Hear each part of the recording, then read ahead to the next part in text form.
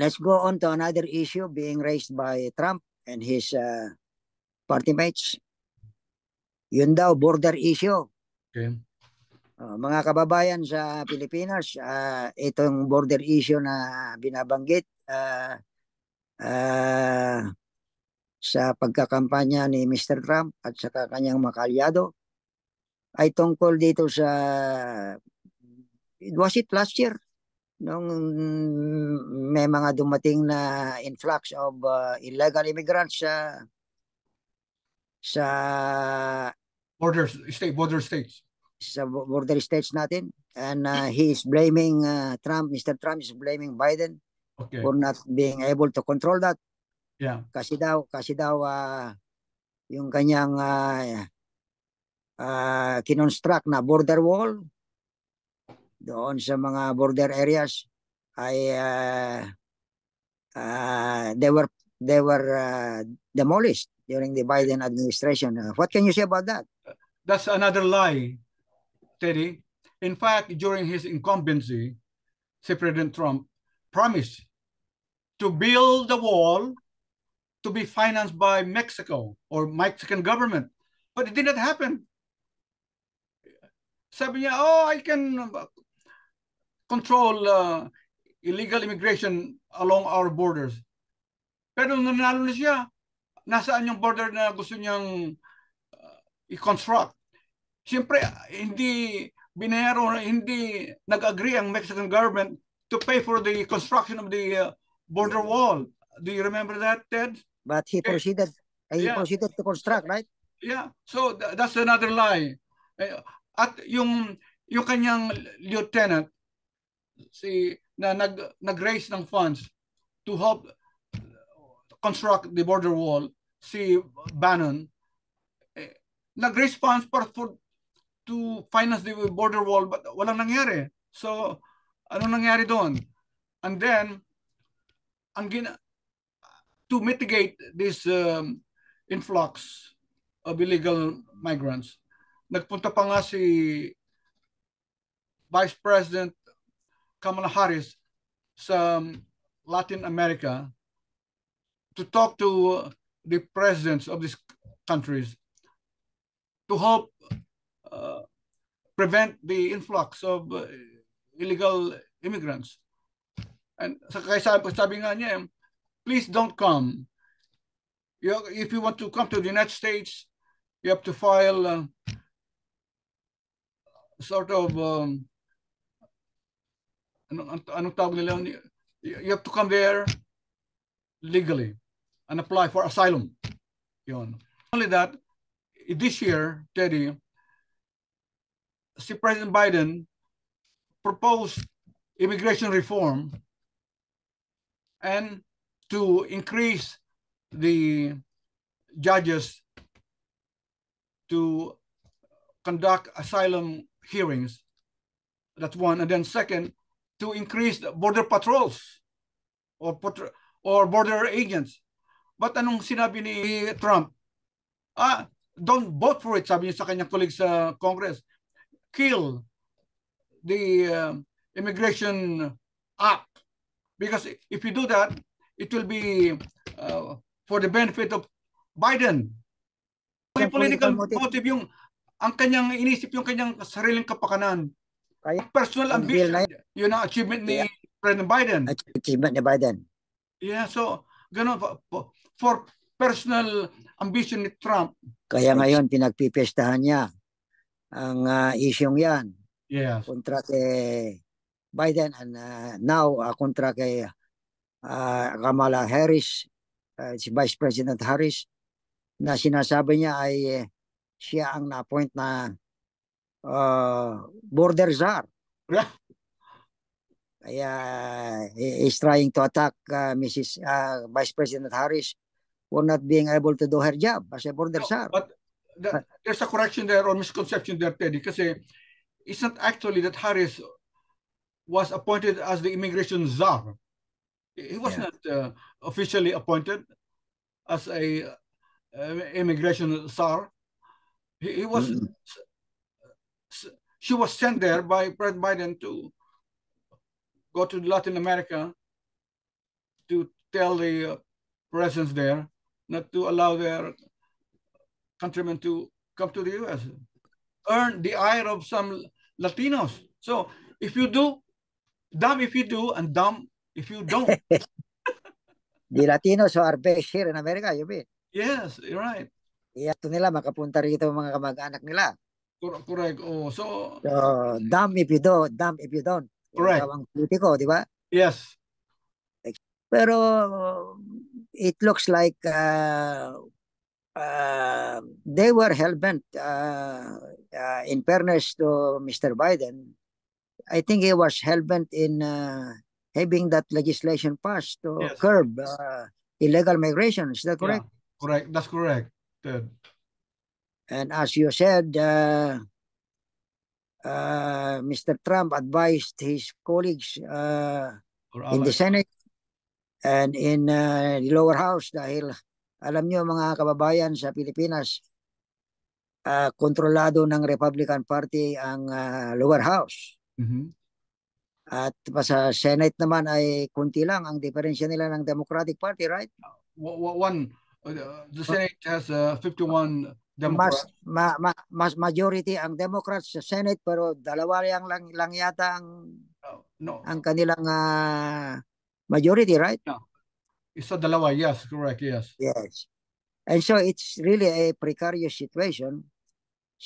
Kung meron kang administration bill and you want to push it for passage, baka sa lower house pa lang patay na. Oo. Kasi controlling majority ang Republican Party sa lower house. And not only that, Teddy, gusto ni President Biden to lower or eliminate yung student loans.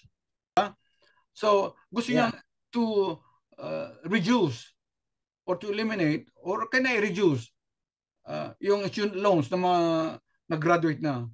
Pero ano ginawa na naman ni Trump?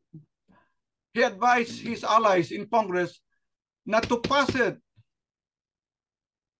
to kill it. Yun. So, kasi kaka-affect na naman sa kanyang eleksyon. So, for personal ambition, it was derailed all the time.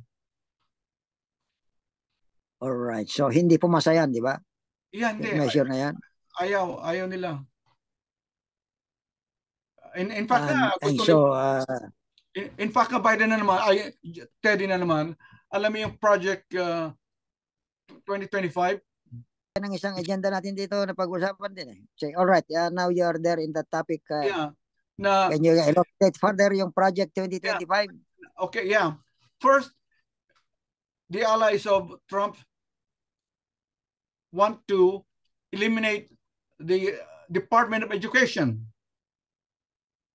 Second, the allies of Trump want to cut or reduce the Social Security pension. Malaking issue yan. Yeah. Third, he wants to eliminate Medicare. Wow, malaking issue din yan sa bitoka ng mga Amerikano. And even our fellow Filipinos here, Filipino-Americans. Yes. So, bakit ililimit di maraming maapektahan, Teddy? Maraming maapektahan din na Pilipino, ng Filipino-American. Of course. In fact, how many millions ang Filipinos sa Amerika, pare? 4 million. 4 million, and the majority of that comes from California. And majority of that comes from Los Angeles, Southern California. And majority of Filipinos in America are in Los Angeles. Yeah, 1.2 million. And let me also include Hawaii, pare. Marami ring Filipino doon. Yes, correct. So, in fact, Ilocanos ang marami doon na Filipino. Correct. I have relatives there. So, wala talaga. Kaya ang tawag nila ang nakakatawa lang dyan, if I may add, hindi Pilipino ang tawag sa mga taga-Pilipinas doon. Ang tawag daw sa kanila ay Ilocanos. Tama, kung tinanong mo. Well, that's a joke. That is a joke. Mayroong joke yan. That's a joke. Mayroong joke yan na mayroong dumating dito sa Los Angeles na meron siyang papuntang San Diego, pero dito ang kanyang entry, port of entry, na security guard doon under the LAPD, Los Angeles Police Department, kasi matagal na yung lola doon na naghintay ng kanyang aeroplano papuntang San Diego from LA. Ngayon tinanong niya, Ale, Filipino ho ba kayo? Sabi niya, hindi, Ilocano.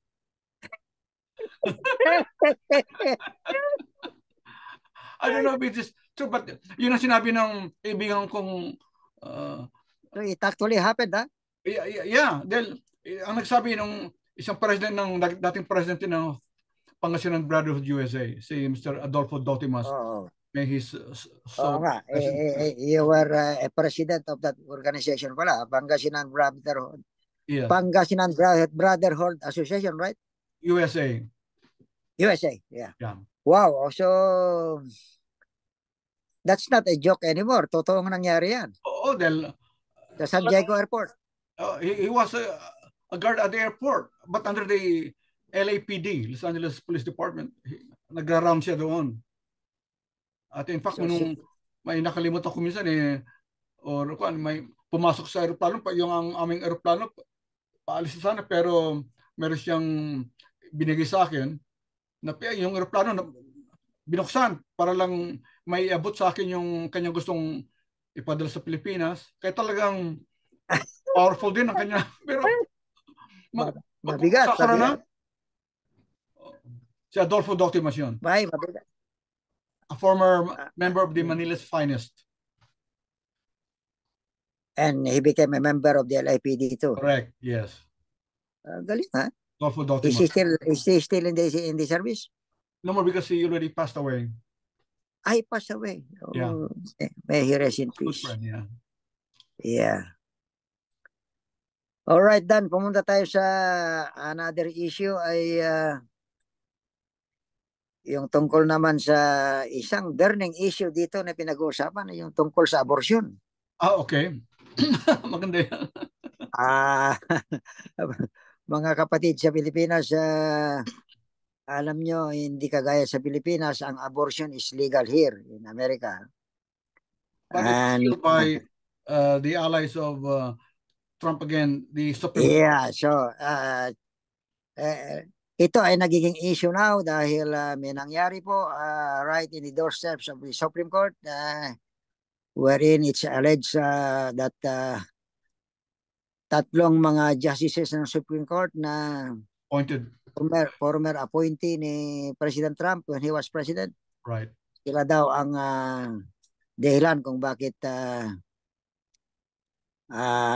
nawala ang right to abort. Okay. What has been established before that abortion is a constitutional right of women in America. Under the Roe v. Wade. Under the Roe versus Wade decision. Yeah. But now, recently, natalo na ngayon yan, yung ruling na yan at ang dahilan kung bakit natalo na daw ang ruling na yan ay dahil sa tatlong Supreme Court justices na appointed by Trump. Conservatives. Yeah. Na former appointees ni Mr. Trump. So, maraming nagrereklamo ng mga babae. Kasi dito sa Amerika, abortion is a legal right. So, can you expound on that? Yes. Yeah. Correct. Yeah. Dati, I am also a conservative in some ways. Okay, yes. I detest abortion, but because it's a sin. But if it's a sin or mortal sin, then it's up to you to whether you go to hell or you go somewhere after your death. Then it's up to you to because you have that Right to choose. right to choose. Yeah. Pero pati yung sana, if it saves the life of the mother, you have to consider Exception. that. Exception. And then Yes. incest. That's sana Incest. exception.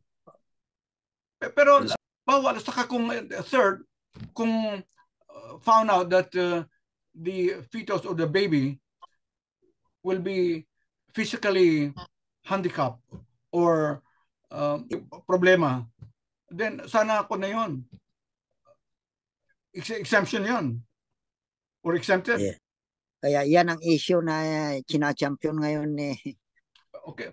ni Vice President Harris kasi as a woman expected to champion the rights of women, di ba? Oo. At Pero sabi niya the government has no right to dictate on what we want to do with our own bodies. Pinalakpakan siya, pinapalakpakan ng mga kapwa niya babae.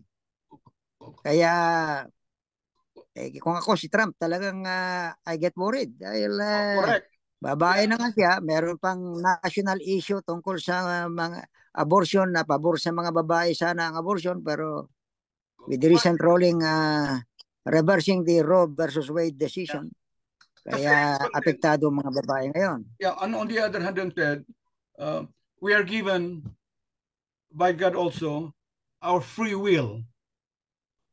When if Mr. Trump wins the election, he promised to end the Ukraine war in his first few months in office. Don't you believe that? That's baloney. That's only to so that he can use this statement to win the election. Pero magkaibigan sila ni Putin, di ba? Oh, magkaibigan sila, but do you think Putin will do that? That's bluster. Kung lang yun para, di ba pati yung naalala mo, 3 US citizens and 1 green card holder who were released by Trump in exchange of a swap of hostages. Kinikriticize na naman niya si Joe Biden at he congratulated Putin this yung swap. Yeah, swap. So at sabi niya, if I will become president in 24 hours, I will end the war. Maninimala ka ba doon? Yung kung nga sinabi niya, oh, I promise that the border wall will be constructed by the Mexican government. Sinasabi na naman niya noon. Pero nangyari ba? Hindi. He lies too much, kaya bakit natin pagkakatiwalaan siya? I don't trust him anymore because nakita naman natin nung kanyang presidency. At least si Trump so she had the experience of becoming president for 4 years. Kaya ngayon ay she is now trying to belittle Kamala Harris in the field of foreign policy. I tell you what, Teddy. What do you think about that? Kay masigasig na bumalik si Trump sa kanyang pwesto kasi kung bumalik siya, yung kanyang mga kaso mapapawalang visa or hindi na siya mako-convict sa mga iba, meron pang mga pending cases against him. Remember yung interference niya sa the state of Georgia to find 11,000 votes? At saka yung yung January 6 riot sa Capitol. Yeah, January 6 riot. Hindi pa tapos yun. Kaya masigasig siyang bumalik ulit as president. I don't know if the news report is correct that she allegedly said that when he becomes president, he will pardon all those who participated in that riot and if they were convicted.